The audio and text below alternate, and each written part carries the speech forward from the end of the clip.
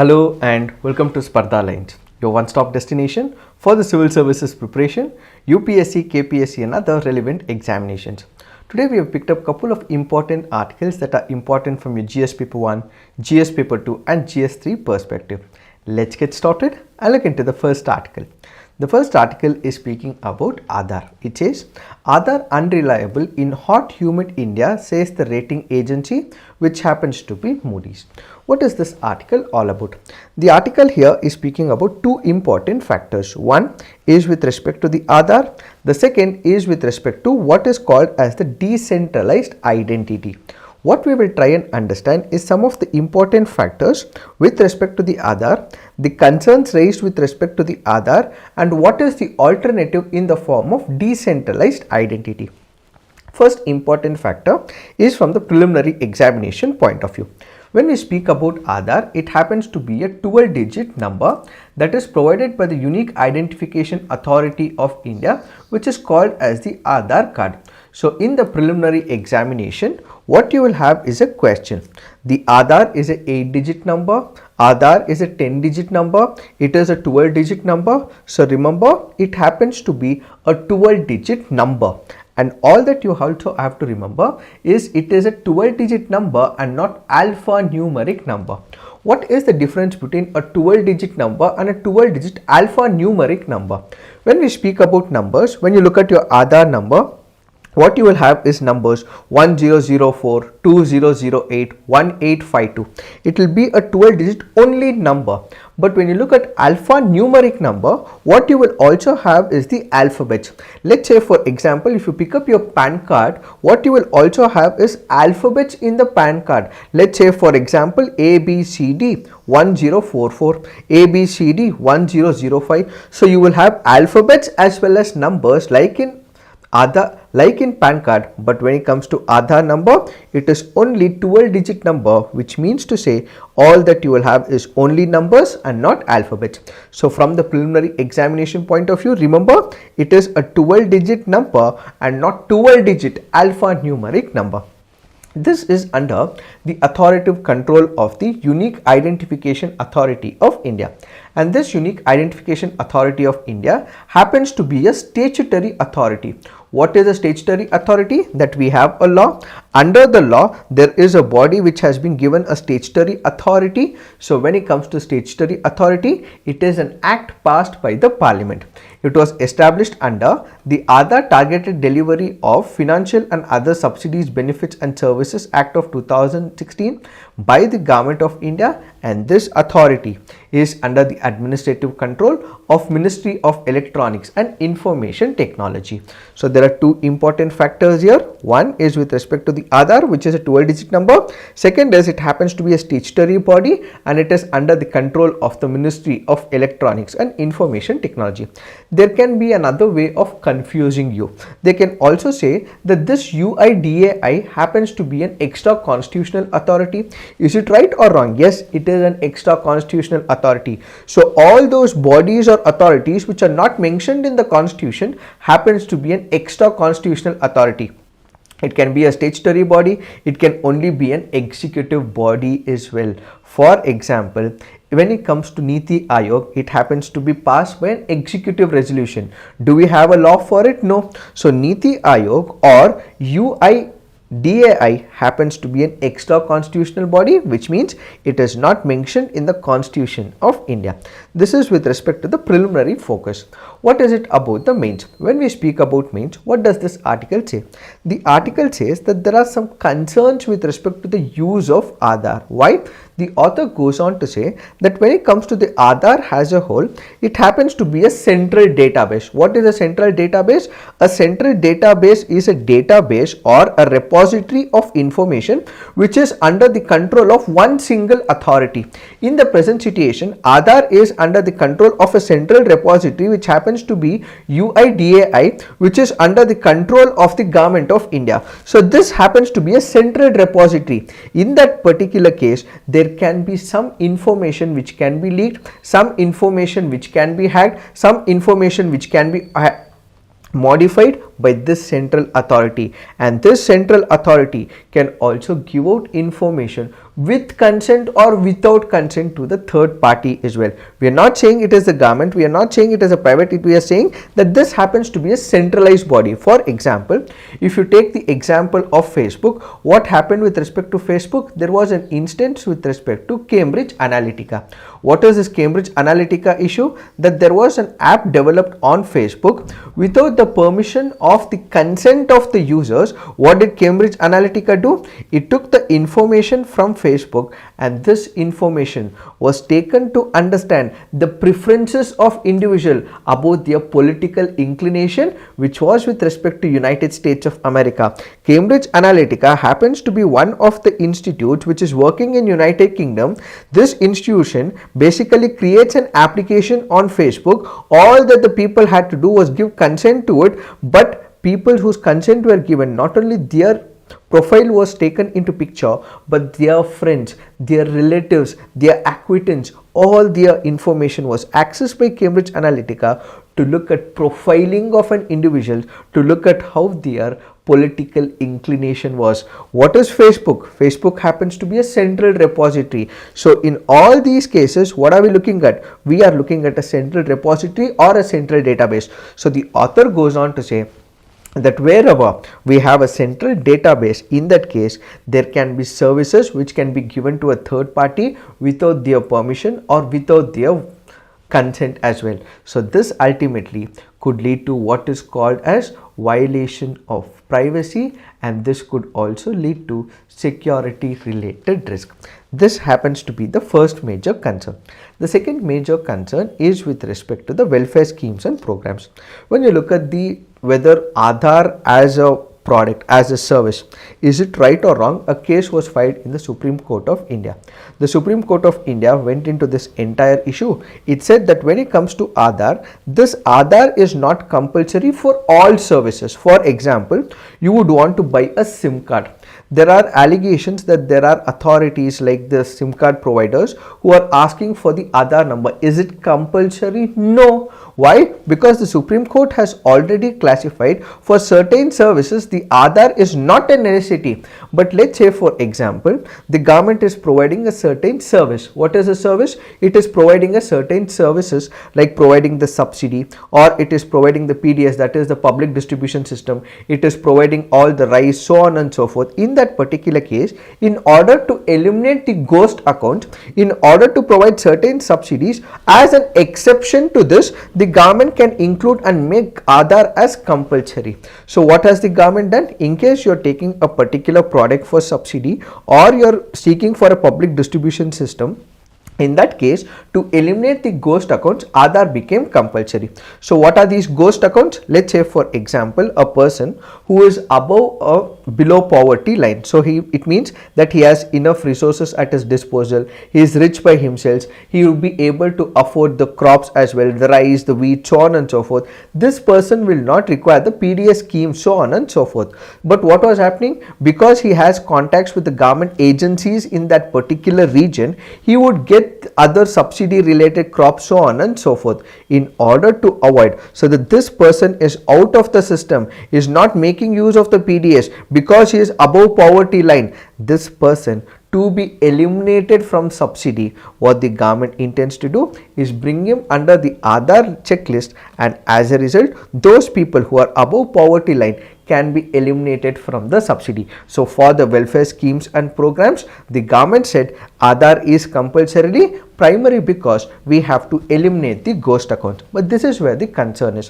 What happens with respect to the Aadhaar? What we have is the point of sale machines, and what we will have is machines which will basically scan the iris, or we have to give our fingerprints. So the minute we go and give our fingerprint in that point of sale machine, sometimes it is not even authenticating it. So this article in the present situation says that when it comes to the food items and the food crops, it is very important. It is very important that these people are provided the basic nutrition.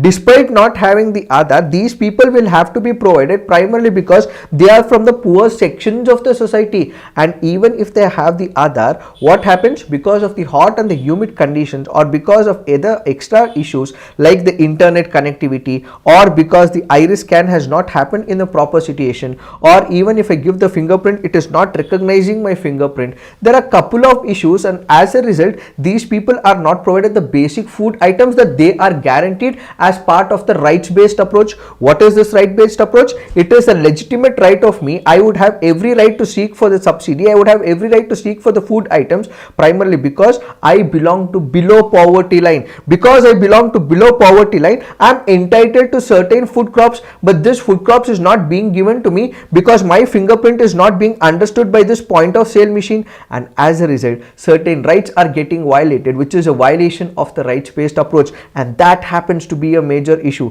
So iris scan does not work, fingerprint does not work, and we have couple of other examples as well. Let's say, for example, the Mahatma Gandhi National Rural Employment Guarantee Act. Even in this particular case, the Aadhaar payment system which has been enabled is not working in couple of regions, and as a result, these people are not able to get the wages despite they working for so many days, and since they are not getting their wages, they go through the middlemen and also brokers, take money because they have to get the money, and these people charge exorbitant interest rate, and they are under the financial stress as well. So all that the Moody's is trying to say in this particular case is that what we have is a central repository, a central database which is controlled by the government. This may not be effective, and as a result, what can we do? Since there are concerns and challenges with respect to the Aadhaar, what we can basically make use of is an alternative, and that alternative is in the form of decentralized identity. So when it comes to Aadhaar, there is service denials, the biometric technologies is not working out, there is a centralized system which has couple of concerns. In order to overcome all that, what we require is a decentralized identification. So what is this decentralized identification? It basically includes systems such as digital wallets based on blockchain capabilities that give users more control of their private data and can reduce the online fraud system. So instead of the centralized data, why not make use of the decentralized system? This decentralized system is similar to what is happening in the blockchain technology. The blockchain technology is what we are all aware of. We have something called as a Bitcoin. A Bitcoin is something like a cryptocurrency where they make use of the decentralized system, where everyone, in case there is a copy of a transaction that takes place, a similar such copy is present in all similar transaction on different kinds of system. It is completely decentralized. It is not on one single platform, it is not on one single system. If there is a transaction that takes place, a same transaction is also present on another series of transactions, so it becomes far more transparent. So instead of going by a central database, why not go with the decentralized system where everyone is able to keenly look at the transactions, they also know what is happening. So similar such decentralized identification has been used in Catalonia, Azerbaijan, Estonia, and in fact Estonia, for its fully digitized public service, has embraced self-sovereign identity to grant citizens complete control over their digital identities.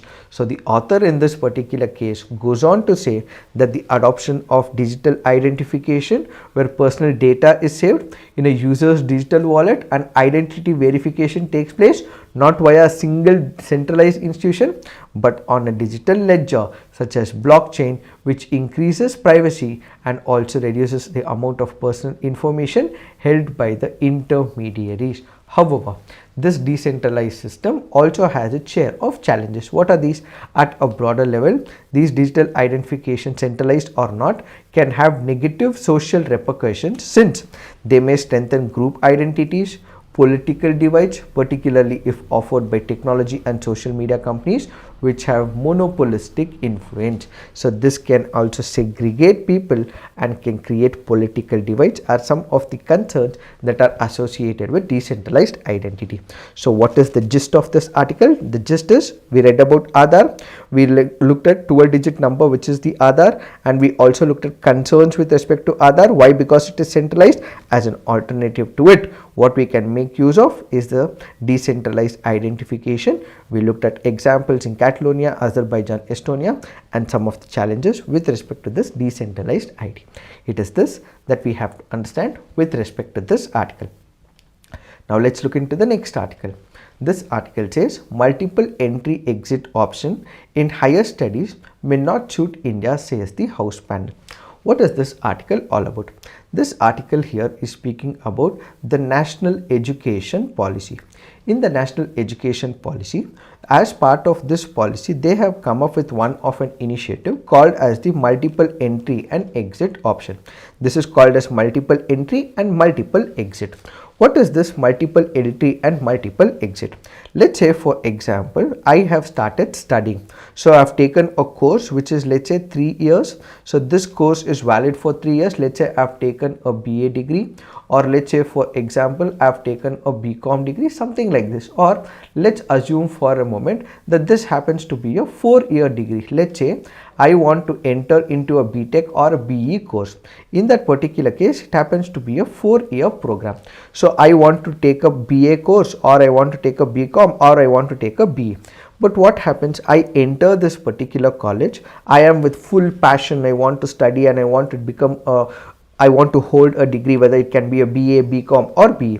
But something else happens in my place. Let's say for example, financially I have become weak, or for example, there are some social conditions which is not allowing me to study, or for example, I have to take care of my family, or in some other situation there is a demise of a family member who happens to be the sole breadwinner for that particular family. Since that person has passed away, the son or the daughter will now have to take the responsibility of the family, so they may not be able to conclude with their studies. So what is the alternative they have? Should they not study? Should they not get a degree? Their ambition, should it be destroyed altogether? No. In order to provide an alternative to such people who, when they have started their studies, are not able to complete because of their own personal exigencies, or because of the financial turmoil, or because someone has passed away, they have to take the load of their family. In all these cases, what we have is a proposal made under the national education policy of multiple entry and multiple exit. What is this multiple entry? Let's say for example, I have entered in the first year, have completed my first year, entered into the second year. At the second year, I may not be able to study. So these people who were earlier not able to study were called as dropouts. They were not able to complete it and they had to start from the start. But in this particular national education policy, all that they are trying to say is that first year you may not be able to complete your education. Second year you step into the education but you drop out, and despite you dropping out, after 1 year or 2 years, you may again take the re-entry. Multiple entry basically means that you dropped out after the first year, but you would want to continue with your second year, but you come after 2 years or 3 years back to the second year, which is called as multiple entry. Now you have come for the second time, but you are not able to complete in the second year. So what do? You take an exit. So first time you took an exit, second time you took an exit, you take a break, and then you come back and study for the third time, which is what is called as multiple entry and multiple exit, which basically means that a person would be able to drop out for the temporary period, for a provisional period. He comes back and studies. This option that is given under the national education policy is what is called as multiple entry and multiple exit. So a person would be able to make an entry, that is he would want to study, drop out, come back, drop out, study, so that he would be able to complete his education. So let's say I would have completed about 5 subjects in the first semester. In the second semester I would have about 5 subjects where I have written only for about 3 subjects. I have 3 credits, the other 2 I have not completed. So I would be able to come back, complete these, and continue my study and fulfill my objective and my intent and my goal to finish my education, whether it is 3-year or 4-year. When we speak about multiple entry and multiple exits, all that we have to also keep in mind is the years that we are working for. Let's say for example, there will be a benchmark that will be given where about within 6 years I should be able to complete. So it is not that I can take my entire lifetime to do it, but there will be some guidelines given by the government of India that you have dropped out in the first year or in the second year, but you have to fulfill these conditions within a period of 6 years. So if I've dropped out of the education now, you would be able to finish it within 6 years or 7 years or 8 years. So there will be a prescribed guideline that will also be given by the government of India. So within those years, we should be able to fulfill this criteria and should be able to finish off this education. This is what is called as multiple entry and multiple exit. But there is a problem here. What is a problem here? That after several organizations of students and teachers raised objections to the option of multiple entry and multiple exit, the Parliamentary Standing Committee on Education advised the center to hold discussions with all stakeholders. Who are the stakeholders? One, what we have is the students. Second, what we have is the teachers. Third, what we have is the professors and the teachers. Third, what we have is the management. So all these people will have to be taken into a consensus. You need to seek their opinion because this is going to be a bit of a cumbersome process. Why is it going to be a cumbersome process? That is because when it comes to the Western powers, when it comes to the Western countries, let's say for example United States or United Kingdom, what you have is an already established system for the same. But when it comes to India, we do not have the established system. We do not have the infrastructure. When you look at colleges in the remote areas, you do not know how they operate as well. There are remote colleges in remote corners of the country. The main impediment for us in India is the population. So how do we keep a track of people who come? Let's say for example in a particular year, the intake for the number of people is about 25 to 50. What if these people drop out? So if the intake for that particular year is 50, that is the restriction that is laid. What if there is a person who has dropped out? He comes after 2 years. So the 50 intake has already happened, and then this person who's dropped out and he wants to come back and make a fresh entry, he will become the 51st person. He will become the 52nd person. So how are we going to keep a track of it? Because India has very limited number of colleges and the infrastructure is not that great in couple of remote corners. How are we going to keep track of these people who going to take the exit, make an entry freshly? How are we going to keep track of it? So citing population, it is said that estimate intake in the higher education is very high. So how do we keep a check of it if the population is quite more? If institutions allow ME, it would be difficult for the institutions to predict how many students would exit, how many students would join midway. Since institutions would now know the inward and outward traffic, it will certainly disturb the pupil ratio, says this article. So on one side, how are we going to keep track of the people who enter and exit, and this will impact the teacher pupil ratio. As I told you, for a class there can be a set mark which is about 50, the intake capacity. What if people make the numbers rush in a particular year where the person has left and there are about 20 people who make an entry? How are you going to manage that is the major issue. The members also expressed concerns over geographical distribution of higher education institutions, creating hurdles in MEME in several areas. And this panel also noted that MEME would offer students greater flexibility and choice, but these are the major issues that exist in the system. So what is that they are suggesting? The panel has recommended the Union Education Ministry to have wider consultation with various universities and institutions, their regulatory bodies and other stakeholders to devise ways in view of the difficulties being faced in the implementation. So seek their opinion and ultimately decide how you have to go about it is what is this article all about. Now let's look into the next article. This article here is important from the preliminary examination point of view. What is this article speaking about? The article is speaking about two important parameters. One, it makes a reference to Batadrava. The other is it makes a reference to Saint Reformer Srimad Sankardev. There are two important pointers. One is Batadrava. Where is this Batadrava? This happens to be a place in Assam. Batadrava is in Nagaon district. It is about 130 km east of Guwahati. So where is it? It is in the state of Assam. First important pointer from the preliminary examination point of view. The second is with respect to Srimad Sankardev. Srimad Sankardev happens to be a 15th-16th century Assamese polymath. Who is a polymath? A polymath is a person who has wide area of experience in different domains as well as intellectual capacity.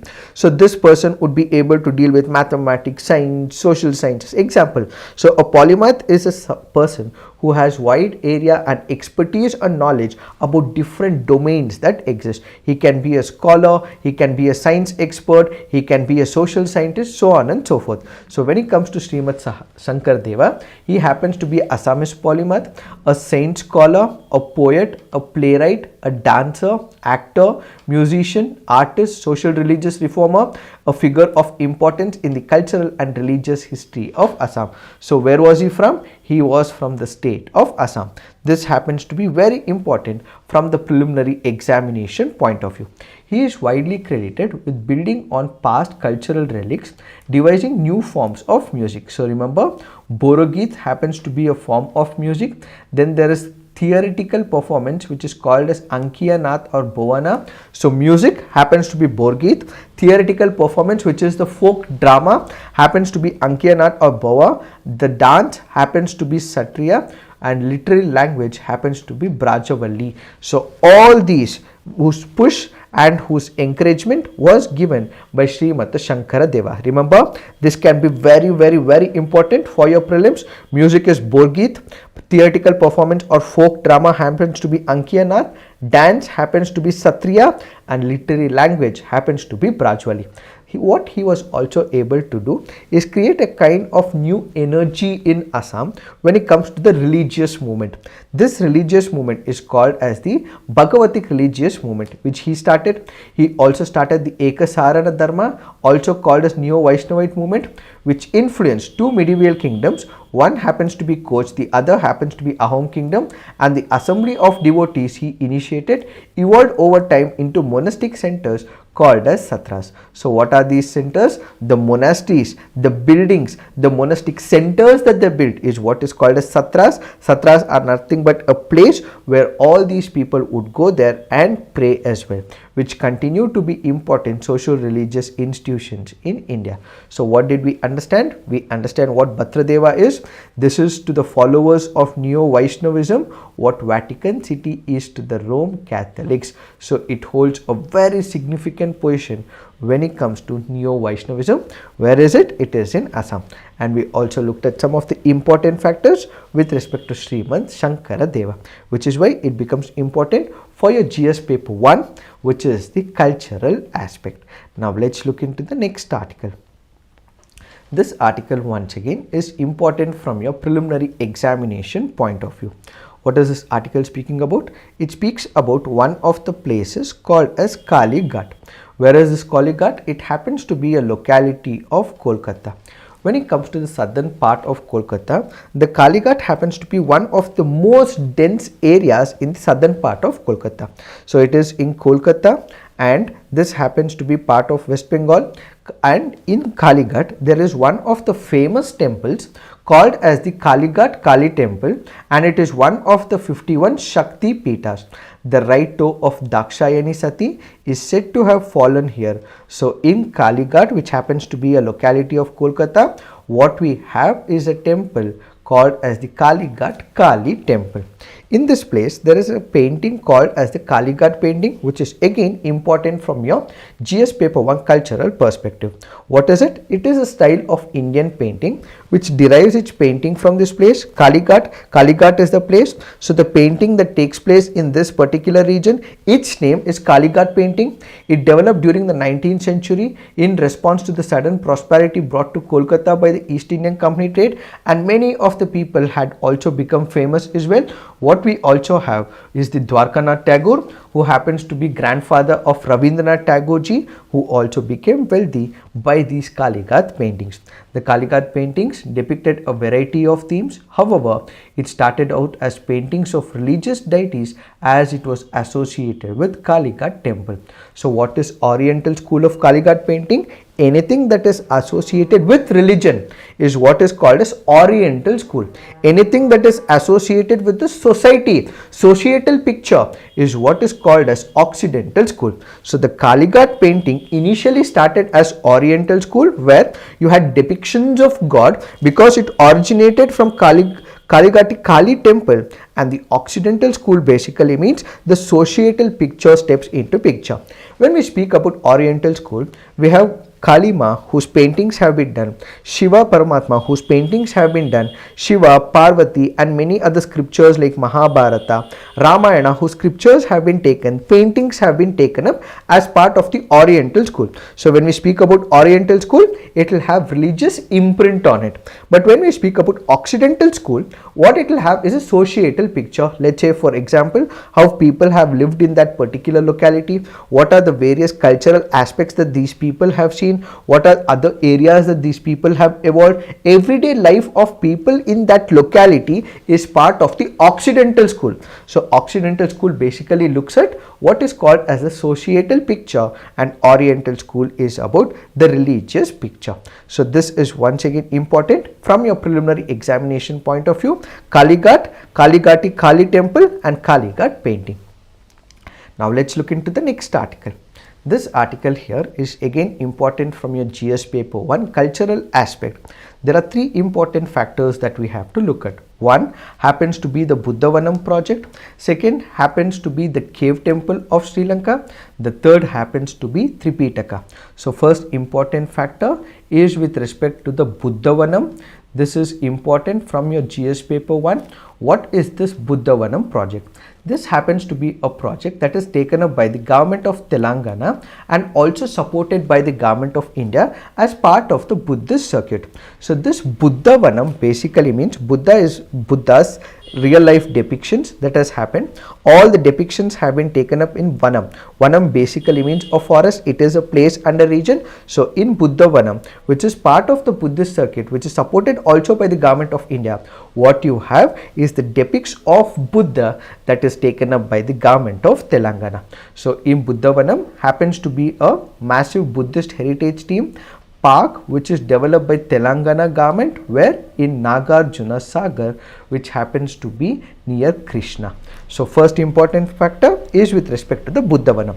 The second is with respect to rock cut caves. Where are these rock cut caves? These rock cut caves are in country of Sri Lanka. So what we have is Dambulla cave. Remember, we have one of the important caves called as the Dambulla caves. Where are these Dambulla caves? They are in the country of Sri Lanka. The Dambulla happens to be one of the largest and best preserved cave temple. Where is it? It is in the country of Sri Lanka. So this is also called as Golden Temple of Dambulla, and it is a World Heritage Site in the country of Sri Lanka. First important factor, Buddhavanam. Where is it? Telangana. Second happens to be caves. What are the caves? Dambulla caves. Where is it? In Sri Lanka. It is also a World Heritage Site in Sri Lanka. This is another important factor. The third happens to be what is called as Tripitaka. What are Tripitakas? Tripitakas are nothing but the teachings of Buddha in three consecutive books. One is what is called as Sutra Pitaka, second is what is called as Vinaya Pitaka, third is what is called as Abhidhamma Pitakas. So in three Pitakas basically means three baskets.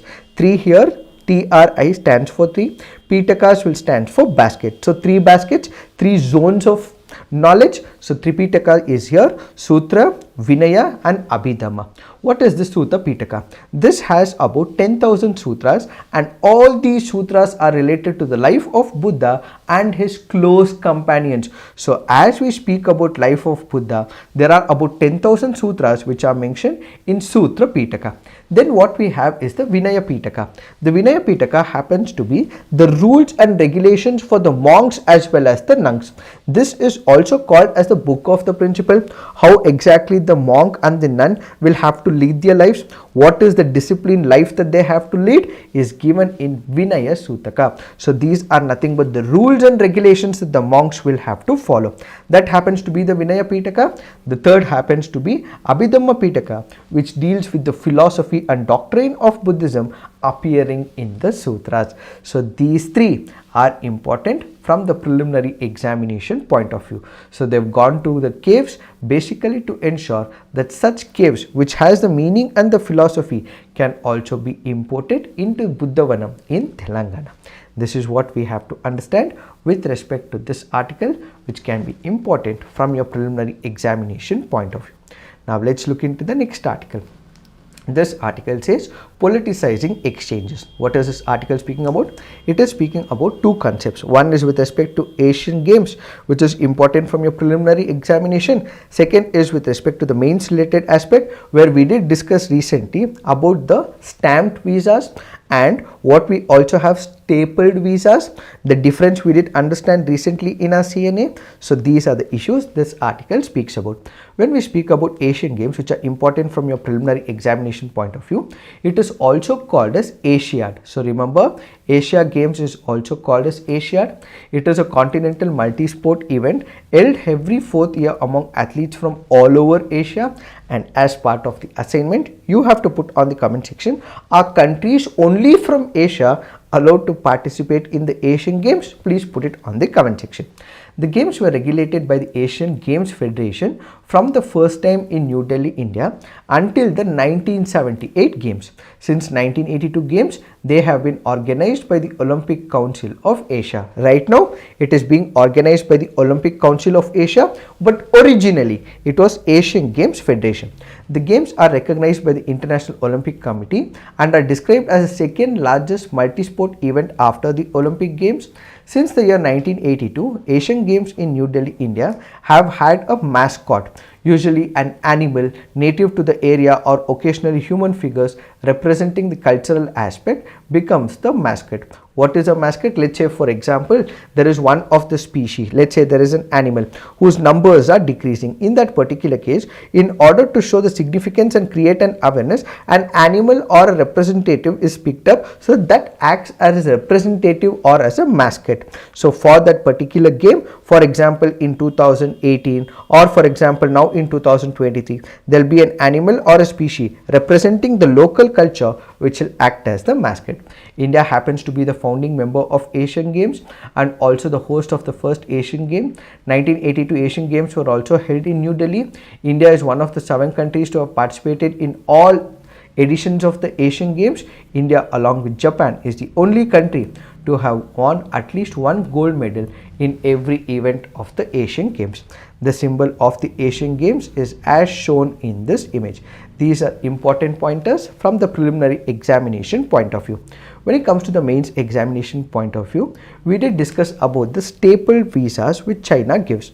So what this article goes on to say is that when it comes to such events like the Asian Games or for example any sporting event, when there is a country hosting it, irrespective of the differences that they have, they should not decline opportunities to the sportsmen. Why should they not decline?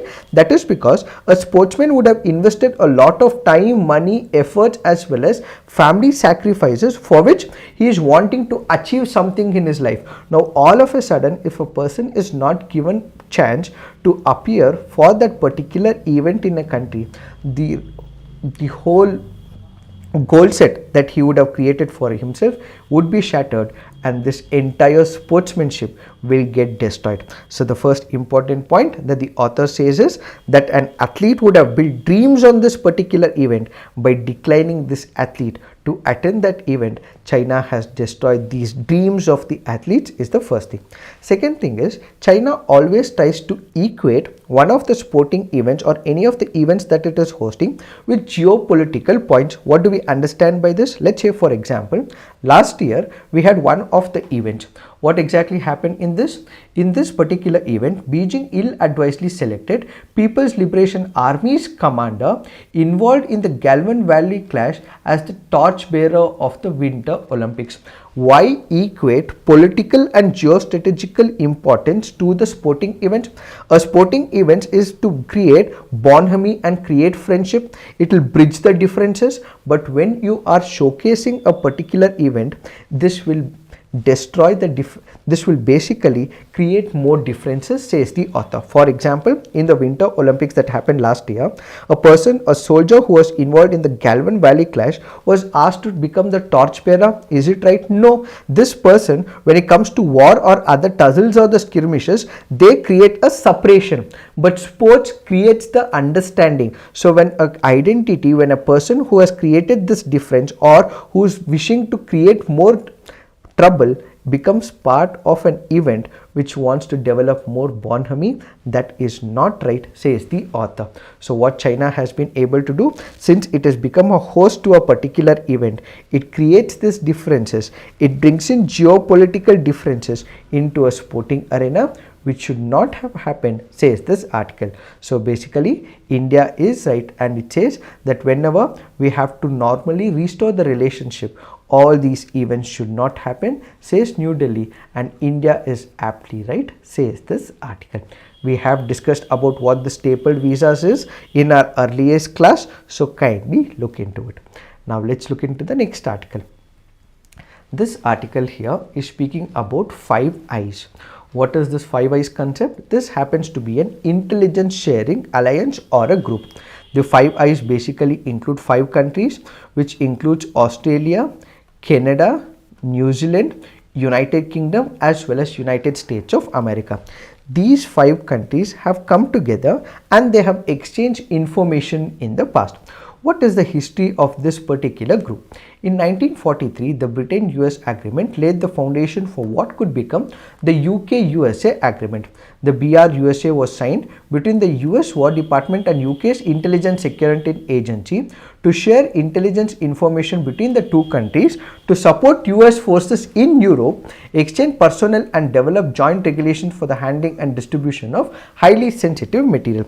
So information sharing of highly sensitive material was the initial operation or the objective of coming up together of Britain as well as United States of America. So UK-US signed this treaty in 1946. Canada joined it in 1949. New Zealand and Australia did so in 1956, forming this alliance. The agreement was not officially acknowledged, though its existence was known, but in 2010, the UK-USA agreement files were released. Countries often exchange. So what is the modus operandi or the intent of it? Matters of intelligence gathering and security would be shared. Common interests such as balancing the rise of China have led to closer alignment between these countries, and at the same time, in 2016, the 5 Eyes Intelligence Oversight and Review Council came into being. It includes the non-political intelligence oversight, review and security entities of 5 Eyes countries. They exchange views of mutual respect, compare best practices, hold conference calls throughout the year, and gather in person annually as well. That is what is the intent. Now, what has happened in the present situation? We have India and Canada relationship which are not doing good. Why? That is because we have the Prime Minister of Canada, Justin Trudeau, who has recently said that agents of Indian government may have involved in assassination or killing of the citizen of Canada. This does usually happen in the hostile countries. Let's say for example, between India and Pakistan, when RAW agents and ISI agents names have been given out. But in this specific case, we have Justin Trudeau, who happens to be the Prime Minister of Canada, who has also revealed the name of Indian RAW agent. Such issues happen only between hostile countries. But in now, what has happened is that India and Canada relationship has taken a hit because he has said who is the raw agent and the agent who has been supported by the government. There is no substantial claims to it, but that is what Canada says. But this article about 5 Eyes also says that one of the countries of 5 Eyes happens to be United States of America.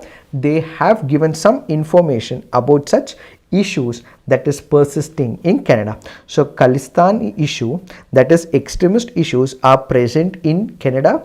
This has also been said by United States of America to Canada, but despite saying them, they have not taken any chances to eliminate these extremist agents in Canada, is what is this article all about. But why does Canadian Prime Minister support these extremist organizations? When we speak about Canada, it stands for human rights. That's what they say. When they say that they stand for human rights, this, that and all that, they're not even witnessing and not even supporting the claims of India, where we do have our own share of human rights. When there are extremist organizations who want to create a sovereign independent country out of India, which will not happen and will never happen as well, but they are trying to create undue disturbances. Why not look at the sensitive nature of this particular issue? And these extremist even could also violate the human rights as well. When India makes a request, why not eliminate or take the rule force into picture, follow the rule procedure, follow the procedure established by law, due process of law, throw these extremist organizations and these individuals who are present in Canada into the prison books? That will not happen. But Canada speaks about human rights, this and that. Why does Canada do that? Why is the Prime Minister doing it? That is because his political party is wanting to take the vote bank or the vote of a specific group who support such extremist organizations to get their votes and the support of this extremist group. That is why he is speaking the voice of these extremist organizations. So basically, Five Eyes had already said that there are few individuals and groups who are operating in Canada. If Canada was sensitive enough to human rights or whatsoever it claims, it could have ultimately brought these people under the law books, is what is this article all about. But what is the recent debacle? We have explained in our last week daily current affairs discussion, so kindly look into it. It is this that we have to understand with respect to this article. So this is it for today. In case you are liking these initiatives, please do like, subscribe to our YouTube channel and also share it with your fellow aspirants as well. This is it for today. Thank you for watching. All the best.